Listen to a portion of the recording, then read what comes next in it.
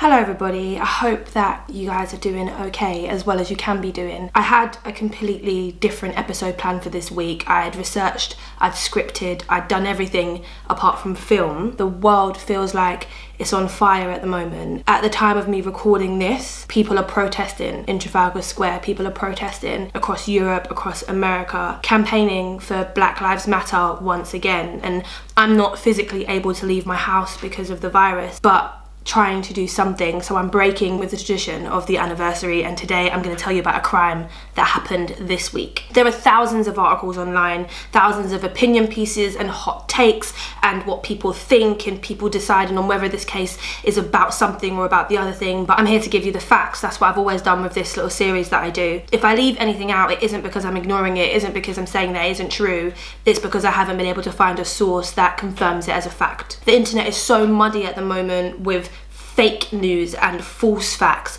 that I just want to be really clear in the way that I'm telling this story. It's not about the looting. It's not about who was the first person to throw a brick in the window of Target. It isn't about Trump's ridiculous tweets or Pretty Little Things' weird hand-holding picture. It's about what has happened. The facts, as we know them so far. What happened on Monday, the 25th of May, 2020, and the events that it triggered. It was around 8 o'clock on Monday night when George Floyd entered a shop and he used a $20 bill that the cashier suspected to be fake. The cashier called the police and George was outside when they arrived. He was sitting in a vehicle. The arrest and the subsequent events were captured not only on body cameras worn by the officers, but on CCTV and mobile phone footage from passers-by. There were 4 police officers who attended the scene. Their names are Thomas Lane, J. Alexander Kung, Tao Thao, Derek Michael Chauvin. According to the police, George was ordered out of the vehicle, but he physically resisted. Now, these claims have been contradicted not only by the people who were filming on their phones, but by the CCTV, which shows George Floyd falling down twice before being restrained. George was handcuffed, and while he was laying face down on the pavement, Officer Kung held his back,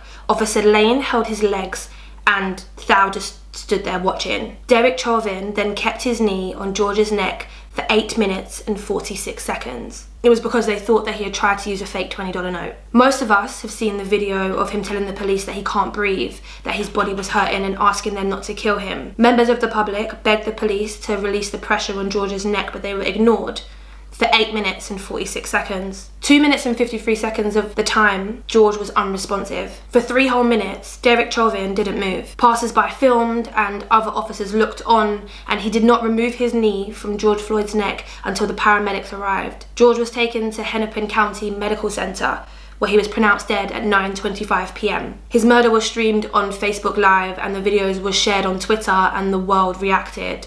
On Tuesday, May 26th, the 4 police officers were fired. The protests also began on Tuesday, first in Minneapolis and then spreading throughout America. It was yesterday that the first protest took place in London, with more happening right now as I record this video. Celebrities have been tweeting, and those that haven't have found their mentions alive with the sound of outrage, and too right. If you are not compelled to say something in a time like this, then there is something seriously wrong with you. But this video isn't about what I think of celebrities profiting off of black culture, it's about the facts. Derek Chauvin, with nearly 2 decades in the Minneapolis police force, faced at least 17 misconduct complaints against him, and none of these resulted in his career being derailed. He was arrested and charged with 3rd-degree murder and 2nd-degree manslaughter on the 29th of May. Murder in the 3rd degree in Minneapolis is defined as whoever, without intent to effect the death of any person, causes the death of another by perpetrating an act imminently dangerous to others, and evincing a depraved mind without regard for human life, is guilty of murder in the 3rd degree. It seems the prosecutor has taken the stance that Chauvin did not intend to kill George Floyd, but by acting the way that he did act,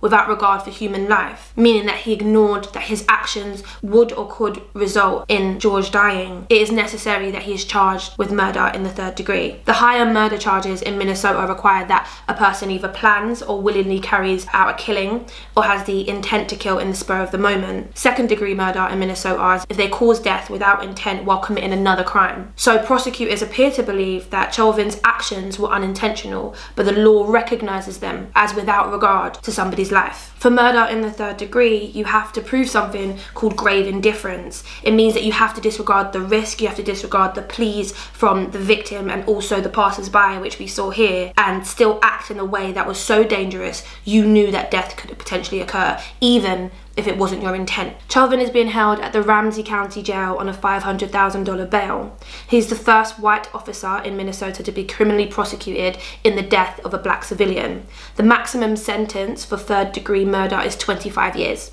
and the maximum sentence for second-degree manslaughter is 10 years. The other 3 officers involved in Floyd's curbside detention were also fired, but they have not been arrested or charged. It's anticipated that the other officers will be prosecuted, but the guy who's in charge of delivering the prosecution's case to the media, he didn't speculate on the counts or whether they would be filed or when that would happen. And this is a quote from the agency that are leading the investigation. Chauvin is the first of the 4 to be charged because we felt it was important to focus on the most dangerous perpetrator. I must say this case has moved with extraordinary speed. They go on to say that this is the quickest time that a police officer has been charged with a crime after the fact, but with public worldwide pressure, it's not a surprise. The official autopsy found no indication that Floyd died of strangulation or traumatic asphyxia, rather that he likely died of the combined effects of being restrained, underlying health conditions, including coronary artery disease and hypertensive heart disease,